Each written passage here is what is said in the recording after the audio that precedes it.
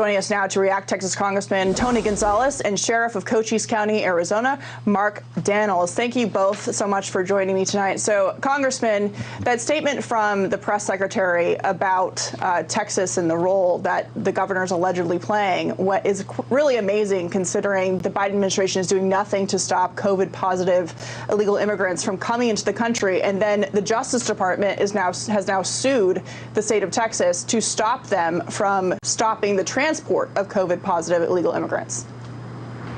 Yeah, Katie, things on the border are as bad as they've ever been, and they're only getting worse by the day. The Biden leadership has failed. His policies, his border policies have failed and have rained hell on the Texas frontier, right? So months ago, throughout this process, many people have asked me, hey, what can we do?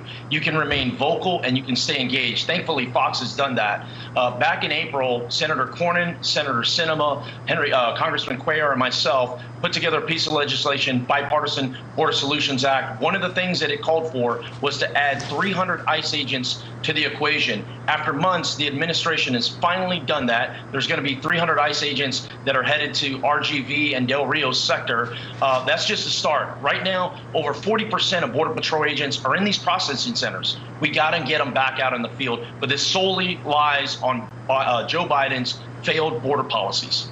Yeah, Sheriff, the cartels are loving this distraction in the Rio Grande Valley of thousands of people flooding into the country and pulling Border Patrol agents off the front line. In Texas tonight, we saw outside of El Paso, a Border Patrol agent was fired on 20 shots by the Mexican side of the border. In Arizona, where you are, cartel activity has picked up substantially since January 20th, 2021. So talk about that aspect of it. There's the immigration issue, but then there's also the drug and fentanyl problem and this criminal element that is being emboldened in places like Arizona. Well, Katie, thanks for having me. And with Congressman Gonzales, I want to go say something real quick. What he stated about the bill him and Senator Sinema and others pushed, National Sheriff Association supported them. We thank them for what they're doing on that end. When it comes to the southwest border, Katie, it is a fracture, a complete failed policy. It's a fracture. The stats, the political stats, I call them when it comes to how they're perceived. In Washington, D.C., they're being avoided. On the border, they're real to us. Last month alone, 220,000 legal entry, 37,000 getaways. You combine that totally since President Biden's been president, that's over 300,000 getaways. 100,000 come out of my region of the state of Arizona. We are very concerned. Drugs are up 100 to 300 to 400%.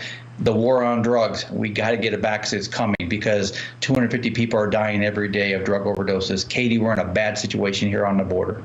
Yeah, I want to pull up some numbers on fentanyl on the screen, because the federal government's job is to protect Americans from foreign threats. And we're seeing now that as of July 16th, 8,500 pounds of fentanyl had been seized by Customs and Border Protection. So, Congressman, this is such a dynamic issue. But the bottom line is that the Biden administration is enabling cartel activity, enabling drugs to pour into the country, and aiding and abetting illegal immigration into the country. And it doesn't seem like it's going to stop, and despite the bipartisanship that you found in Congress.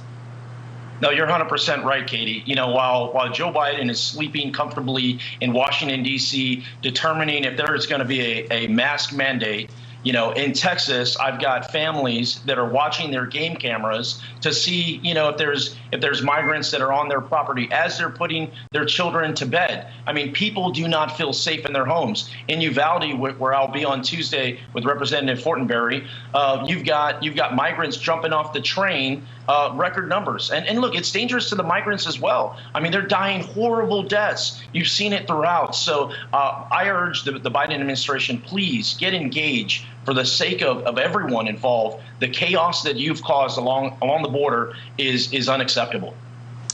It is unacceptable indeed, with lots of consequences. Congressman Gonzales and Sheriff Daniels, thank you so much. Up next.